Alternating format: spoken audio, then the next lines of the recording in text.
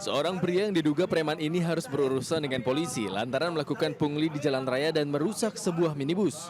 Karena masih dalam pengaruh minuman keras, Bang Jago ini harus jalan menuju kantor polsek dengan cara jalan jongkok sambil memakai ember yang digunakannya untuk meminta uang. Pria ini sebelumnya ditangkap polisi atas aduan seorang pengendara usai mendapat perlakuan tidak menyenangkan oleh pelaku. Pelapor mengadu ke polisi lantaran geram mobil miliknya digores dengan ember lantaran tidak memberi uang yang diminta pelaku. Yang mana mereka meminta-minta sejumlah uang kepada para pengendara yang melintas dengan alasan untuk menambal jalan.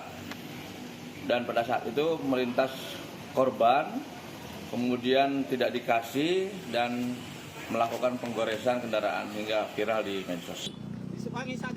Sebelumnya dalam video amatir terlihat seorang korban bersitegang dengan pelaku yang meminta dana perbaikan jalan di kawasan Majalaya, Kabupaten Bandung. Video ini pun sempat viral di media sosial. Dari Kabupaten Bandung, Jawa Barat, Yuan Pangestu, iNews. Pemirsa, mulai pukul 5 sore masuk kawasan Ancol tidak dipungut biaya alias gratis. Promo ini berlaku sejak 1 hingga 21 Juni mendatang dalam rangka hari ulang tahun ke-497 Kota Jakarta, pemirsa. Lalu bagaimana tanggapan warga? Kita segera bergabung dengan rekan kami Amri Narida langsung dari Pantai Ancol, Jakarta. Ya, halo Rina, seperti apakah tanggapan warga terkait masuk Ancol secara gratis kali ini? Iya, halo Pram dan juga pemirsa, benar sekali informasi disampaikan tadi bahwa dalam rangka hari ulang tahun Jakarta yang ke-497 ini destinasi Ancol ada tiket masuk gratis mulai tanggal 1 hingga 21 Juni 2024. Nah, sekarang kita lagi ada di Ancol dan memang di sini ini menjadi salah satu hal yang menarik ya adanya tiket gratis tersebut karena memang Ancol ini menjadi destinasi favorit bagi warga Jakarta ketika sedang libur akhir pekan. Nah, kita coba nih untuk bertanya gimana sih pendapat masyarakat atau pengunjung terkait dengan adanya tiket masuk gratis tersebut ini. Halo, selamat pagi Bu. Bu izin kalau boleh tahu namanya siapa Bu? Dela. Oke. Ibu Dela, ini kalau boleh tahu asalnya dari mana nih? Dari Bandung. Iya, oke. Sini dong. Bu Dela, kalau boleh tahu kenapa sih libur akhir pekan memutuskan untuk menghabiskan waktu di Ancol? Karena udah lama sih nggak kesini, terus kayaknya anaknya pengen banget ke pantai, jadi kayaknya yang deket ke Ancol gitu. Bu, ini kan dalam rangka hari ulang tahun Jakarta yang ke-497, sebenarnya ada tiket masuk gratis ya. Ini mulai hingga nanti tanggal 21 Juni untuk kunjungan mulai 5 sore. Kalau Ibu sendiri sebagai pengunjung di sini gimana nih tanggapannya dengan tiket masuk gratis tersebut? Pastinya senang kalau misalnya ada tiket masuk gitu, apalagi tiket masuknya gratis. Jadi kan kalau bawa anak juga nggak perlu bayar tiketnya ya, terus banyak juga aktivitas yang bisa dilakuin di sini gitu, kayak misalnya ke pantai gitu, terus main pasir sama makan-makan di sini juga kan berarti nggak usah bayar tiket masuk ya. Oke, tapi itu menjadi salah satu hal yang pada akhirnya menarik Ibu untuk ke Ancol lagi atau enggak nih Bu, tiket masuk gratis tersebut? Oh iya pasti sih, kalau misalnya gratis berarti kan peminatnya juga makin tinggi ya gitu. Oke, baik Ibu, terima kasih. Selamat lanjutkan aktivitas kembali. Nah, itu tadi Pram dan juga pemirsa tanggapan dari pengunjung Ancol terkait dengan adanya tiket masuk gratis yang ternyata mereka senang sekali sebenarnya dengan adanya tiket masuk gratis karena di Ancol ini aktivitasnya banyak sekali. Nah, seperti bisa dilihat di belakang saya, ini sudah ramai oleh para pengunjung yang menghabiskan waktunya untuk bermain-main di pantai dan juga menghabiskan waktu dengan keluarga. Nah, sebagai informasi bagi pemirsa yang memang ingin membeli tiket, mendapatkan tiket masuk gratis tersebut juga bisa langsung memesan tiketnya di website ancol.com. Kelangkaan solar terjadi di Tangerang, Banten. Antrian panjang truk terlihat mengular di jalan raya hingga menutup jalan. Sementara di Cilandak, Jakarta Selatan, pemirsa, seorang pengemudi mobil yang diduga mabuk nyaris dihakimi warga lantaran tiba-tiba berhenti di tengah jalan dan langsung membuka pintu sehingga membuat pengendara motor di belakangnya celaka.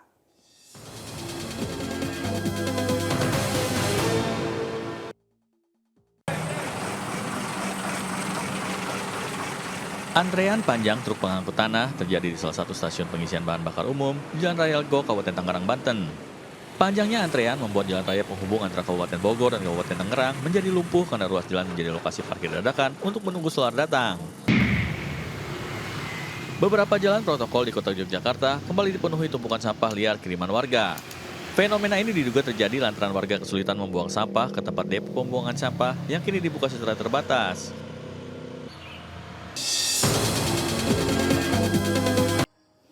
Kita beralih ke informasi lainnya, pemirsa. Aksi bela Palestina terus digaungkan di tanah air hari ini. Di Bandung, aksi digelar di kawasan Jalan Merdeka dan diikuti ribuan masyarakat. Sementara di Jakarta, Aksi digelar di kawasan Patung Kuda dan Long March ke depan Kedubes Amerika Serikat di Jakarta Pusat.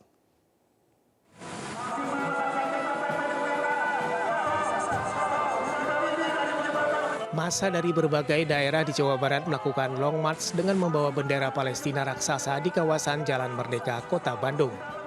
Setelah tiba di salah satu mal, massa berhenti dan langsung menggelar orasi. Dalam aksi ini, massa mengajak warga Bandung ikut serta dalam membela Palestina dengan memboikot produk yang terafiliasi dengan Zionis Israel.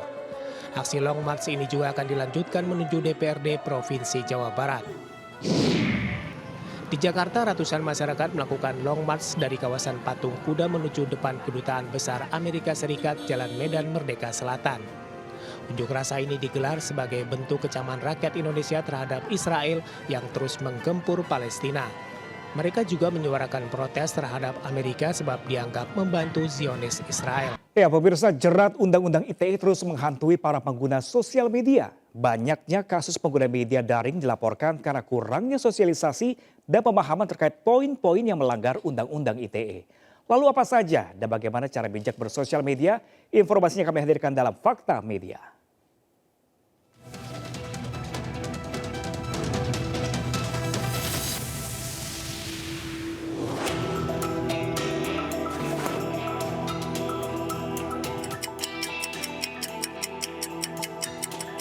Ya, satu itu adalah menyebarkan video-video porno. Kedua mungkin ada judi online.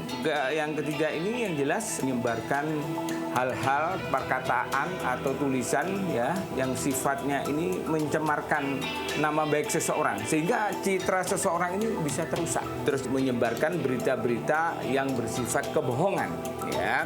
Karena yang bersifat kebohongan ini akan mempengaruhi opini publik sehingga akan menimbulkan suatu kegaduhan. Semuanya itu terjerat ya. Karena kan peristiwa ini tidak tiba-tiba terjadi. Tindakan ini bisa menimbulkan sebuah kegaduhan, itu dibarengi dengan beberapa unsur lain yang mengikuti. Jadi kalau misalnya memang ini sengaja ada sebuah dampak dari dia memposting ya, ingin membuat sebuah kegaduhan. Dia pelaku utama inilah yang memang juga dijerat tentang pelanggaran ITE. Begitu juga dengan yang mereposting. Sebelum kita melakukan sebuah tindakan itu, kita harus menganalisa dulu. Kita berpikir dulu. Kalau kita mendapatkan berita ya, tidak kok tiba-tiba kita langsung mereposting. Tenang dulu. Dibaca benar-benar. Kita cari kebenaran. Apakah memang berita yang kita terima itu adalah sebuah kebenaran? Atau malah sebaliknya, bahwa berita itu adalah berita yang sengaja disebarkan dengan maksud dan tujuan untuk membuat onar atau kegaduhan. Tapi tentunya kalau kita tidak paham ya jangan kita ngikut-ngikut. Nah, orang ini berani bertanggung jawab dan berani bertanggung jawab. Ya, pemirsa, seorang arsitek di Kota Batu, Jawa Timur menjadi perajin boneka Fakikus dengan bentuk karakter pemesan lengkap dengan aneka baju yang digunakannya, pemirsa. Dipasarkan melalui media sosial, boneka Fakikus laris manis hingga melayani pesanan dari luar negeri.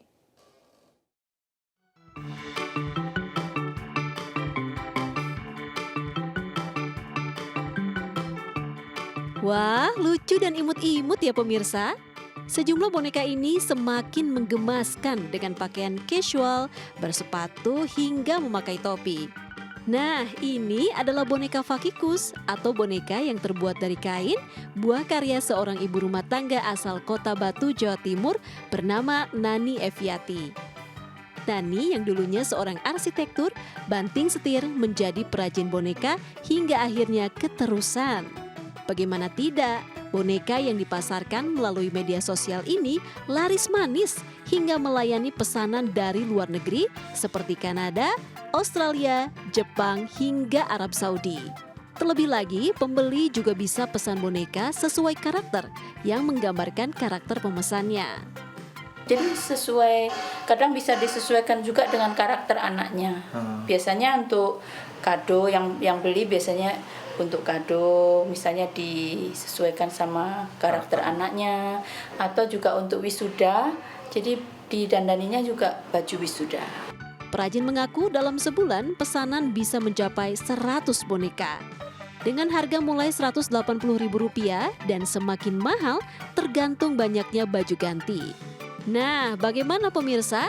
Anda tertarik mengoleksi boneka Fakikus? Atau justru terinspirasi untuk membuat boneka karakter sendiri?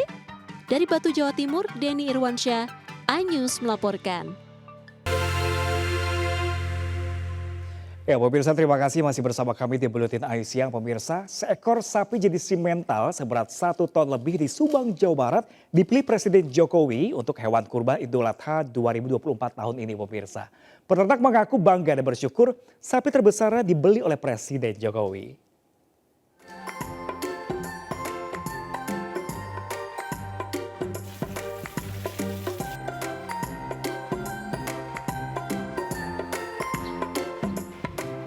Sapi jenis simental bernama Alien dengan bobot 1 ton 80 kg ini merupakan salah satu hewan kurban Presiden Joko Widodo pada Idul Adha 1445 Hijriah.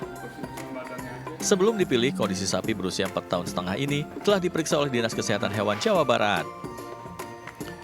Pengurus kelompok cinta peternak ini memiliki cara khusus dalam perawatan sapi sehingga memiliki bobot yang lebih berat dari biasanya.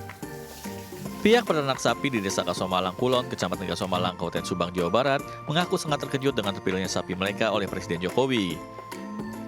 Alien menjadi sapi kedua di peternakan mereka yang dibeli oleh Presiden Jokowi untuk hewan kurban.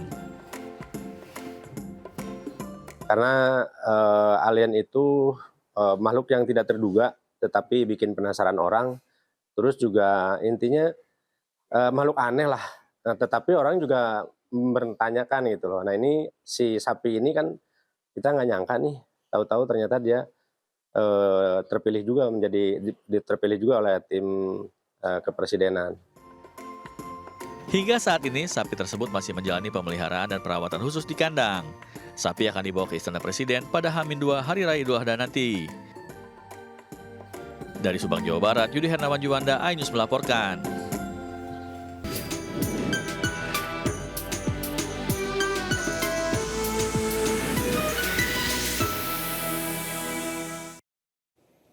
Ya pemirsa, Ketua MUI Provinsi Banten sekaligus pengurus besar Ahmad Laul Anwar Pusat Menes Kabupaten Pandeglang meninggal di Jeddah, Arab Saudi. Ribuan warga berbondong-bondong mendatangi rumah duka untuk menyampaikan bela sungkawa serta melaksanakan sholat gaib. Rumah duka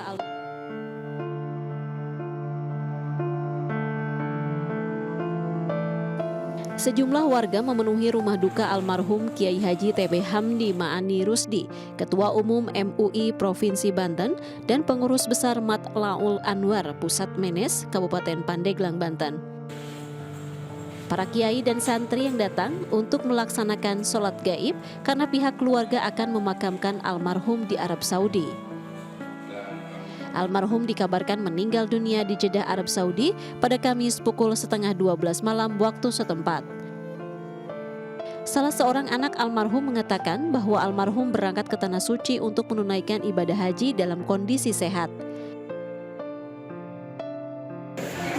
Beliau berangkat dari Indonesia, take off jam 12 waktu Indonesia Barat, datang ke Jeddah jam 6 was. Setelah itu ke hotel, transit, mandi, makan, sholat berjamaah, kemudian ke kamar, mengambil sesuatu di kamar, wafat. Almarhum Kiai Haji TB Hamdi Ma'ani Rusdi merupakan sosok ulama yang selalu membimbing, baik soal ajaran Islam serta masalah pembangunan daerah. Dari Pandeglang, Banten, Iskandar Nasution, iNews melaporkan. Sambil membawa anaknya, wanita ini berusaha menghadang laju ekskavator yang akan mengeksekusi rumahnya. Melihat ibunya yang histeris, sang bocah pun terlihat ketakutan dan nyaris terjatuh dari pelukan. Tersentuh dengan penderitaan korban, seorang polwan pun berusaha menenangkan dan menggendong sang bocah. Sayangnya, meski telah memohon dan berusaha sekuat tenaga untuk mempertahankan rumahnya, namun petugas tetap menjalankan putusan pengadilan. Eksekusi lahan seluas 1 hektar di kawasan Kuranji, Kota Padang ini dilakukan setelah gugatan pemohon dikabulkan Pengadilan Negeri Padang. Sebelumnya, penggugat menggugat lahan yang di atasnya dibangun rumah sejumlah warga serta bangunan Badan Pendidikan Latihan dan Penyuluhan Pertanian Kota Padang. Setelah gugatan dimenangkan, belasan bangunan permanen dan semi permanen milik masyarakat yang telah dihuni puluhan tahun lalu akhirnya dibongkar. Departemen Pertanian semua mempunyai sertifikat hak pakai. Sertifikat itu dinyatakan perbuatan melawan hukum.